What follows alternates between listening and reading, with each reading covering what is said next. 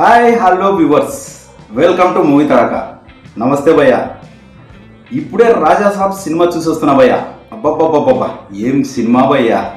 Maruti direction అదిరిపోయింది భయ్య. కథ ఎలా రాసుకున్నాడో కానీ మారుతి గారు చించి ఆరేశారు భయ్య. మన వింటేజ్ ప్రభాస్ని అయితే మనం మళ్ళీ పాత ప్రభాస్ని చూసామేమో అనే ఫీలింగ్లో ఉంటాం, కానీ అక్కడ వింటేజ్ ప్రభాస్ ఎక్కడున్నాడు భయ్య? అంతా CGI ఎఫెక్టే భయ్య. రాజాసాబ్ సినిమా పెద్ద రాడు భయ్యా. ఇది మామూలు రాడు కూడా కాదు. అఖండ సినిమాని తిట్టిపోసుకున్నారు కదా భయ్యా, ట్రోల్ చేశారు కదా భయ్యా. అద్భుతమైన అఖండ 2 సినిమాని ఎలా ట్రోల్ చేశారు భయ్యా. మరి ఇప్పుడు ఏమైంది భయ్యా? అఖండ 2 సినిమా అద్భుతమైన సినిమా భయ్యా. కానీ అలాంటి మూవీని ట్రోల్ చేసిన వాళ్ళు ఇప్పుడు రాజాసాబ్ సినిమా చూస్తే ఏమంటారో, అక్కడ వింటేజ్ ప్రభాసే లేడు, కథనే లేదు. హర్రర్ కామెడీ మూవీ అన్నారు, అక్కడ హర్రర్ లేదు, కామెడీ లేదు, థ్రిల్లింగ్ లేదు. సరే, రాజాసాబ్ సినిమా గురించి అసలు ఎందుకు రాడు సినిమా అన్నానో తెలుసుకుందాం పదండి. డిసెంబర్ 12న విడుదలైన అఖండ 2 సినిమాని ఘోరాతి ఘోరంగా ట్రోల్ చేశారు కదా భయ్యా. ఫిజిక్స్ లాజిక్స్ బొచ్చు అంటూ బాలయ్య బాబుని ఆడుకున్నారు కదా భయ్యా.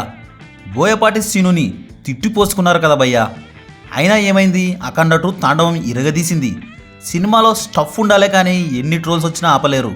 అఖండ 2 మూవీ మౌత్ పబ్లిసిటీతోనే 200 కోట్ల గ్రాస్ని 100 కోట్ల షేర్ని పెట్టేసింది భయ్య. ఏదేమైనా బాలయ్య బాబుకి వరుసగా 5 హిట్లు వచ్చినట్టే అఖండ 2 లాంటి అద్భుతమైన సినిమానే ట్రోల్ చేశారు. మరి ఇప్పుడు వచ్చిన రాజాసాబ్ చూశారా భయ్య? అబ్బబ్బబ్బబ్బబ్బా, అద్భుతమైన సినిమా భయ్య రాజాసాబ్. మారుతి డైరెక్షన్ ఏముంది భయ్య. నా లైఫ్లో ఇలాంటి రాడ్ మూవీ నేను ఎప్పుడూ చూడలేదు బ్రో. ప్రభాస్ అన్నని అసలు ఎలా ఒప్పించాడు భయ్య మారుతి.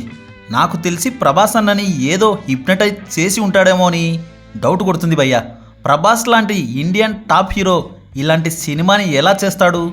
కామెడీ హర్రర్ అన్నారు డైరెక్టర్ గారు, కానీ అక్కడ కామెడీ లేదు, హర్రర్ లేదు భయ్య. అంతా డొల్లనే.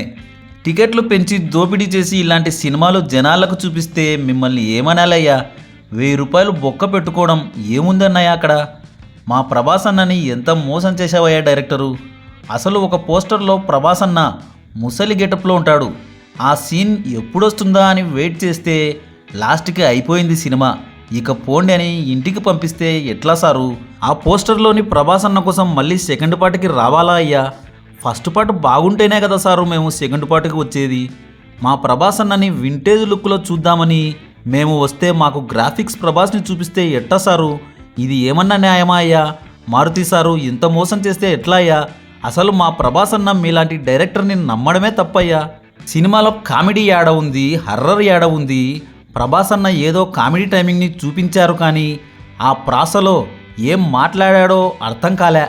అసలు ఆ కథ ఏందో ఏమో. ఫస్ట్ హాఫ్లో చూస్తే సెకండ్ హాఫ్ కోసం వెయిట్ చేశాం. లాస్ట్కి సినిమా అయిపోయింది, ఒక్క ముక్క అర్థం కాలే. పాటలు ఏందో విచిత్రమైన కలర్లో ఉన్నాయి.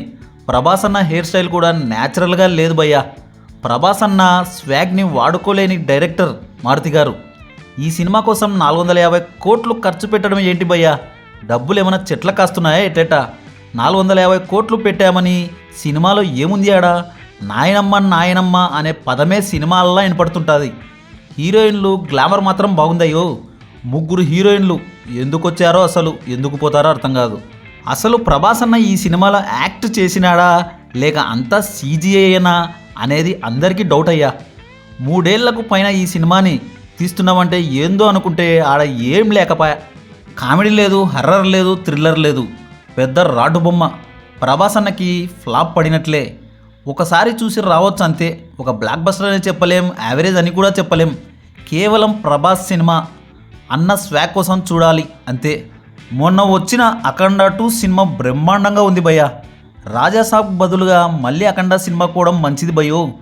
ఇంకో 2 రోజులు ఆగండ్రి, మరో కళాఖండం రాబోతుంది. మన శంకర వరప్రసాద్ గారు పండగకొస్తున్నారు.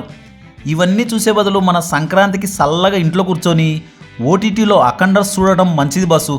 నాకు డౌటే, ఈసారి సంక్రాంతికి వచ్చే సినిమాల్లో చిన్న సినిమాలే హిట్ అవ్వచ్చు భయ్యో.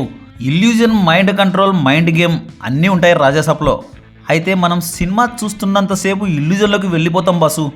సినిమా నుంచి బయటకు వచ్చాక మన మైండ్ మన కంట్రోల్లో ఉండదు, యాడికో వెళ్ళిపోతాం. మనం చాలా జాగ్రత్తగా ఇంటికి పోవాలి బ్రో. అది ఏందో మైండ్ గేమ్ ఏందో ఇల్యూజన్ ఏందో కానీ నాకైతే మైండ్ పోయింది బాసు. అసలు ప్రభాస్ అన్న ఎట్లా ఒప్పుకున్నాడో స్టోరీ అర్థం కావట్లేదు. మారుతి ఎలా రాసుకున్నాడో కథ, లేకుంటే ఆయన కూడా ఇల్యూజన్తోనే సినిమా తీశాడా ఏంది? రాజాసాబ్ సినిమా అయితే నచ్చలేదు భయ్యా. వింటేజ్ ప్రభాస్ యాడ ఉన్నాడు భయ్యా. ప్రభాస్ అంటే మన వర్షన్ సినిమాలో ఉన్నట్లుండాల, కానీ ఇక్కడ ఏందో తేడా కొడుతుంది. ఒక్క ప్రభాస్ ఎక్స్ప్రెషన్ తప్ప సినిమాలో ప్రభాస్ అంతా CGIయే. ఇంకా పాటలు చూస్తే సోసోగా ఉన్నాయి. తమనైతే న్యాయం చేశాడు బాసు. మొత్తంగా ఈ సినిమా కథ ఒక ముక్కలో చెప్పాలంటే బాసు, ప్రభాస్ నాయనమ్మ కోసం తన తాతని కలవడానికి వెళ్ళి అక్కడ మధ్యలో హీరోయిన్లను మీట్ అవ్వడం, ఆ తర్వాత ఒక మహల్కి చేరుకోవడం, ఆ మహల్లో ప్రభాస్ ఫేస్ చేసిన పరిస్థితులు, ఆ తర్వాత తాత ఆత్మని కలవడం, ఇదే అసలు కథ. ఫస్ట్ హాఫ్ ఇంట్రెస్టింగ్గా ఓపెన్ అయినా యావరేజ్గా ఉంటుంది. సెకండ్ హాఫ్ ఓపెన్తో కామెడీ స్టార్ట్ అవుతుంది, కానీ అది మరీ డ్రాగ్ చేసి పడేసాడు మారుతి గారు. ప్రీ ఇంటర్వెల్ ముందు ఓ రేంజ్ ఎలివేషన్స్ పడ్డాయి, కానీ చివరికి బోర్ ఫీల్ అయ్యేలా ఉంటాయి బస్సు. ఆ సినిమా ఓవరాల్గా యావరేజ్కి అటు ఇటు బస్సు. మరో ఇంట్రెస్టింగ్ టాపిక్తో మళ్ళీ కలుద్దాం. ఈ వీడియో కనుక మీకు నచ్చినట్లయితే like, share, comment and subscribe చేయండి.